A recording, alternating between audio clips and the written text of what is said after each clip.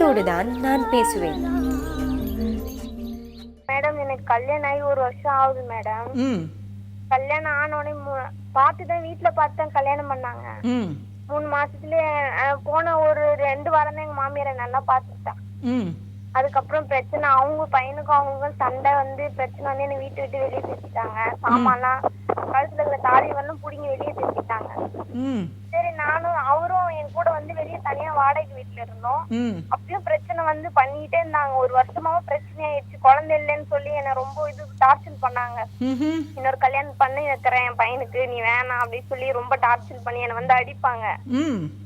சரி, நானும் அதுவும் அட்ஜஸ்ட் பண்ணிட்டா இருந்தேன் நானு. இப்பதான் பிரெக்னன்ட் ஆகி 5 மாசம் ஆகுது. ஆனா இப்பயும் அவங்க என்ன சொல்றாங்க, குழந்தை பிறந்தா கூட நான் வளர்க்க கூடாது, என்கிட்ட எடுத்து வந்து குடுக்கணும், அவகிட்ட குடுக்க கூடாது. உங்க வீட்டுக்காரங்க கூட பிறந்தவங்க எத்தனை பேரு? அண்ணன் மட்டும் இருக்காரு. அவருக்கு அண்ணன் கல்யாணம் ஆயிடுச்சா? இல்ல இல்ல, அக்கா அக்கா அக்கா கல்யாணம் ஆயிடுச்சா?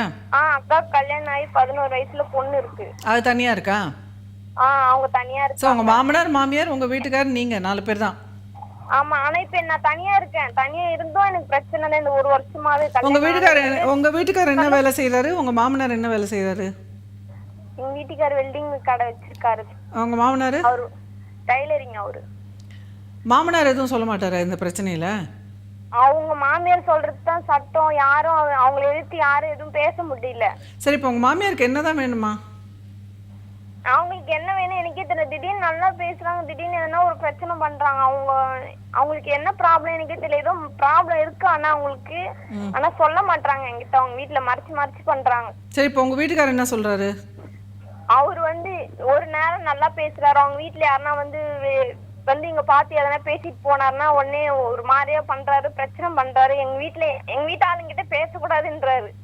அவரு ஸ்டெடியா இல்ல மேடம் எனக்கு. அவர் வந்து அவங்க வீட்டுல எதனா எங்க வீட்டுக்கு கல்யாணம் ஆகி மறு வீட்டுக்கு கூட எங்க வீட்டுக்கு வரல மேடம். அவங்க அம்மா போக கூடாது சொல்லிட்டாங்க. கல்யாணம் ஆகி அந்த நைட்லயே சத்திரத்திலேயே சண்டை போட்டாங்க. அன்னைக்கு வந்ததுல இருந்து எங்க வீட்டுக்கு அவர் வரதே இல்லை எனக்கு. சரி, இப்ப உங்களுக்கு அரேஞ்ச் மேரேஜா இல்ல லவ் மேரேஜா? Arrange marriage madam. நான் கல்யாணமே பண்ணிக்க மாட்டேன். அவங்க அம்மா தான் வந்து புரோக்கர் மூலியமா பார்த்தாங்க. உன் பையனுக்கு உனக்கு ரொம்ப பிடிச்சிருக்குமா, உன்னதாம்மா கட்டி வைப்பேன்னு சொல்லி அத்தனை வாட்டி வீட்டுக்கு வந்து கேட்டு கல்யாணம் பண்ணாங்க. சரி சரி. ஆனா இப்ப இந்த மாதிரி ப்ராப்ளம் பண்றேன். இப்ப எனக்கு அப்ப எனக்கு அதையும் கேட்டேன் நான். நீங்க தானே வந்து எனக்கு பிடிச்சிருக்கு சொன்னீங்க, இப்ப நீங்களே வேணாம், எனக்கு அப்ப பிடிச்சது இப்ப உனக்கு பிடிக்கல, என் புள்ளிய விட்டு நீ போ அப்படி சொல்றாங்க.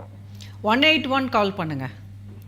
181 ஃபோனில் 181 கால் பண்ணி டொமஸ்டிக் வயலன்ஸில் என்னை வந்து இந்த மாதிரி அடிக்கிறாங்கன்ற போது அந்த அடிக்கிற இதோட அப்போவே இப்போ போலீஸ் ஸ்டேஷனில் கம்ப்ளைண்ட் கொடுத்துருங்க. கம்ப்ளைண்ட் கொடுத்தேன் மேடம். மகளிர் ஸ்டேஷன்ல அவங்க எழுதி வாங்கினாங்க. இந்த மாதிரி என்ன வந்து வீட்டு தேடி வாடகை வீட்டுல வந்து அடிச்சாங்க. என்ன அடிச்சு பாத்திரம் உடைச்சி அப்படிலாம் அடிச்சானாக்கா சிறை தண்டனை உண்டாச்சே.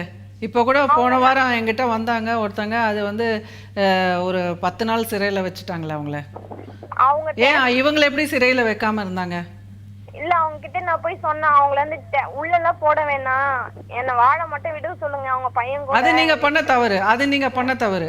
181 ஃபோன் பண்ணியாச்சுன்னா அவங்க எடுக்கிற ஆக்ஷனுக்கு நீங்க ஒத்துப்படணும். ஒரு தடவை பட்டுட்டு வந்தாங்கன்னா தான் புத்தி வரும். அப்போதான் அவங்களுக்கு ஒரு பயம் வரும். ஸோ எப்படி வீடு தேடி வந்து ஒரு புள்ளத்தாச்சி பொண்ணு அவங்க அடிக்கலாம்? அவங்க பண்றது தவறு இல்லை. அவங்க அது இது பண்ண மாட்டாங்க. அதுதான்மா. அப்ப நீங்க 181க்கு கால் பண்ணி நீங்க போலீஸ் ஸ்டேஷனுக்கு கால் பண்ணும்போது அவங்க ஆக்ஷன், அப்ப நீங்க தவறு நீங்க ஆக்ஷன் எடுக்கிற போது நீங்க வேண்டான்ட்டீங்கன்னா அப்ப என்ன பண்ண முடியும்? சரி, சட்டமும் ஆக்ஷன் எடுக்க கூடாது, உங்களாலையும் ஒன்றும் பண்ண முடியாது. அப்ப என்னதான் பண்ணணுங்கிறீங்க? தீர்வு தான் என்ன அப்போ அதுக்கு? அதுதான் மேடம் எனக்கு ஒன்னும் புரியல. இவர் வந்து ஒரு இதுவாக 2 பக்கமும் பேச மாட்டாரு. எதனா ஒண்ணு ஸ்டெப்னா அவங்க அம்மா பக்கம் தான், அவங்க வீட்டுல வந்தாங்கன்னா அவங்க பக்கம் தான் பேசுறாரு தவிர என்ன அவங்க அம்மா அடிச்சாலும் பாக்குறாரு. நீங்க அப்ப பனிஷ்மெண்ட் கிடைக்கட்டும் விட்டுருக்க வேண்டியதானே? நீங்க ஏன் விட்டு கொடுத்தீங்க? அப்ப 10 நாள் போய் ஜெயிலில் இருந்துட்டு வரட்டும், ஆனது ஆயிடுச்சு. உங்களை எப்படியும் அவங்க மதிக்கிறது இல்லை, என்ன வேணா ஆக போகுது. ஒரு 10 நாள் ஜெயிலில் இருக்கட்டும் விட வேண்டியது தானே? உங்க அம்மா வீட்டில் போய் உட்காந்துக்க வேண்டியது தானே நீங்க? அது இல்ல மேடம், ஸ்டேஷனுக்கு ஏறினே நீ குடும்ப பொண்ணா, நீ குடும்ப நடத்துறவளா, அந்த ஸ்டேஷனுக்கு எப்படி ஏறலாம்? அதுக்கு ஒன்னும் ஒரு பழி வச்சு அதுக்கும் ஒரு இது கேள்வி கேட்கறாங்க. ஆமா, நீங்க போயிட்டீங்கன்னா இறங்கிடணும். இந்த பாருங்க பெண்கள் ஒன்று புரிஞ்சுக்குங்க. ஒன்று போலீஸ் ஸ்டேஷனுக்கு போகாம குடும்ப பிரச்சனையை குடும்பத்துக்குள்ள வச்சு சால்வ் பண்ண முடியுதான்னு பாருங்க. அப்படி முடியாம இந்த 181 போலீஸ் ஸ்டேஷன்லாம் போயிட்டீங்கன்னா யாராவது காரி துப்பினாங்கன்னா தொடச்சு போட்டு போற தைரியம் வேணும். ஆமா நான் குடும்ப பெண் இல்லை என்னடி போடி அப்படின்னு கேட்கக்கூடிய அளவுக்கு நீங்க இறங்கிடணும். சொல்றாங்க மாமியார் சொல்றாங்க, நானும் என் பொண்ணு வளர்த்தேன், இந்த மாதிரி எல்லாம் என் பொண்ணு ஸ்டேஷனுக்கு ஏறுனதில்ல, நீ இந்த மாதிரி ஏறுறேன்னு சொல்லிட்டு எங்க மாமியார் சொன்னாங்க. எங்க மாமியார் ஆமா ஆமா நான் இறங்குவேன், நான் அப்படிதான், என்ன இப்போ சரி இல்லாட்டினா நீ என்ன தேடி வந்து அடிச்சீன்னா நான் பதிலுக்கு உன்னை போட்டு அடிக்கட்டுமா வாங்கிக்கிறியான்னு கேட்கணும். இல்லை அப்படியாவது செய்யணும். சரி வா நம்ம குடும்ப பெண்கள் தான் சீரியலில் குடும்ப சீரியல்லாம் காமிக்கிற மாதிரி உன்னை போட்டு அடிக்கிறேன் இல்லை விஷம் வச்சு கொள்ளட்டுமான்னு கேட்கணும். எல்லா சீரியல்லாம் அப்படி தானே பண்ணுறாங்க குடும்ப பெண்கள்லாம். சரி என்னது இது மிரட்டுறாங்க அவங்க. இப்போ பிரச்சனை யாருக்கு மேலே தெரியுமா? உங்கள் மேலே தான் பிரச்சனை. அவங்க மேலே மற்றவங்க மேலாம் பிரச்சனை கிடையாது. உங்களை மாதிரி பெண்கள் வந்து நெய் நெய் நெய் நெய் நெய் நெய் நெய்ன்னு அழுவுறீங்க.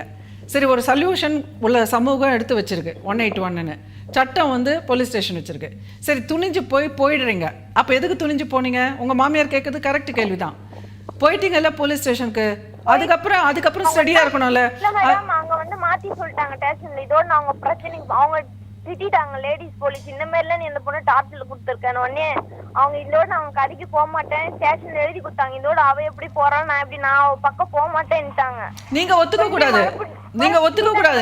நீங்க உங்களுக்கு தான் தெரியும்ல, உங்களுக்கு தான் அவங்கள பத்தி தெரியும்ல. இல்லைங்க நான் வந்து இந்த கேஸ் வந்து எஃப்ஐஆர் போடுங்க, நான் வந்து வாபஸ் வாங்க மாட்டேன் அப்படின்னு நின்று இருந்தீங்கன்னா அப்போ உங்க பவர் அவங்களுக்கு புரிஞ்சிருக்கும். அதுதான் தீர்வா இருக்க முடியும். இன்னொரு தடவை வந்தாங்கன்னா நல்ல பவரா இறங்கிடுங்க, தைரியமா இருங்க.